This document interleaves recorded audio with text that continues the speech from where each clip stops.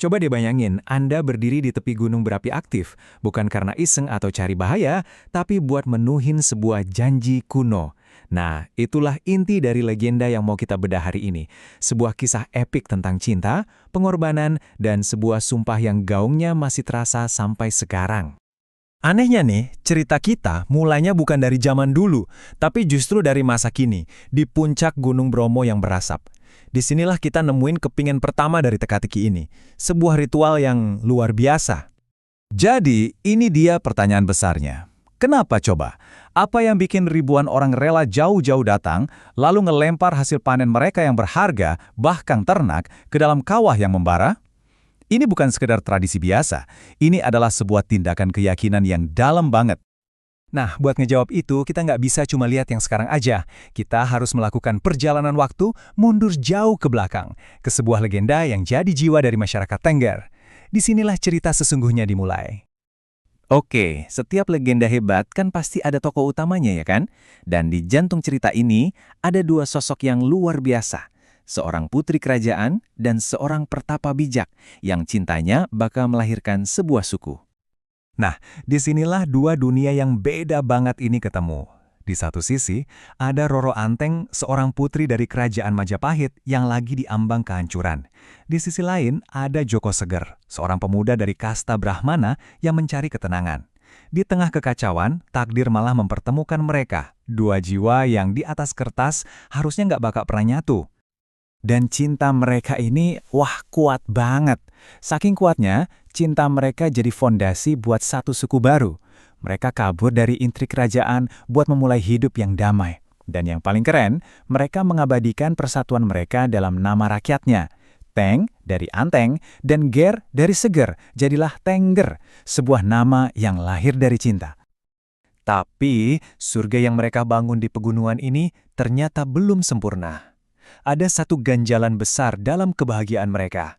Sebuah ujian yang akhirnya akan menuntun mereka ke puncak Gunung Bromo. Coba bayangin deh ironisnya, mereka ini raja dan ratu, kerajaannya makmur, rakyatnya setia, tapi istana mereka sendiri sepi, sunyi senyap. Tanpa tawa seorang anak, semua kemakmuran itu rasanya hampa. Rasa putus asa ini akhirnya mendorong mereka buat ngelakuin sebuah perjalanan spiritual yang luar biasa. Ini bukan keputusan sembarangan. Setelah bertahun-tahun nunggu dan semedi tapi nggak ada hasil, mereka akhirnya ngelakuin satu-satunya hal yang tersisa. Mendaki ke puncak Gunung Bromo buat memohon langsung kepada Dewa Gunung. Dan di puncak gunung itulah, doa mereka akhirnya dijawab. Tapi jawabannya datang dengan harga yang gak kebayang. Sang Dewa bilang, aku akan kasih kalian keturunan, tapi anak bungsu kalian harus dikembalikan ke aku sebagai korban. Wow, pilihan yang mustahil banget kan? Janji udah dibuat, dan takdir pun mulai berjalan. Sekarang kita bakal lihat gimana perjanjian yang serem ini akhirnya menagih bayarannya. Dan janji dewa itu ditepati. Luar biasa banget. Bukan cuma satu anak, bukan dua, tapi 25 anak. Selama bertahun-tahun, kerajaan mereka penuh sama tawa dan sukacita. Untuk sesaat, mungkin mereka lupa sama harga yang harus dibayar. Tapi kebahagiaan itu, ya, nggak abadi. Alam semesta datang buat nagih janji.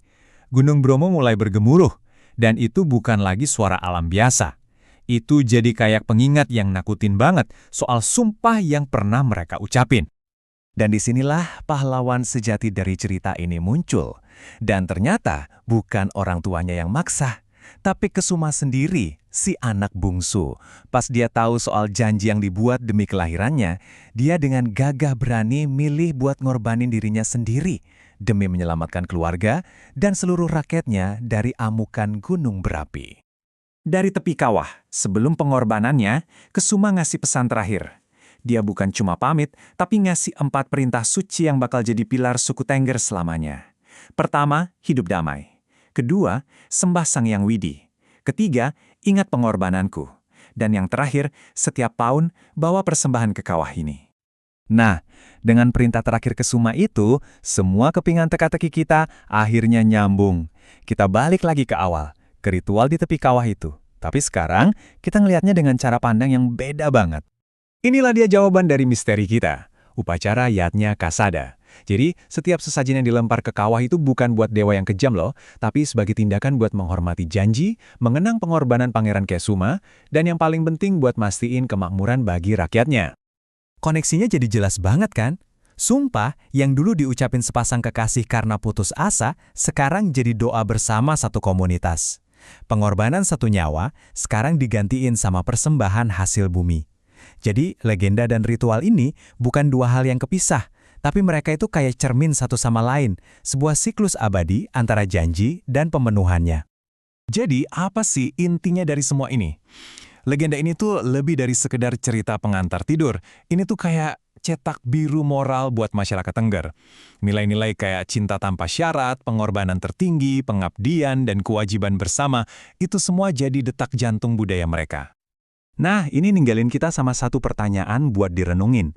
Tiap komunitas, tiap bangsa, bahkan tiap keluarga kan, pasti punya cerita asal-usulnya sendiri.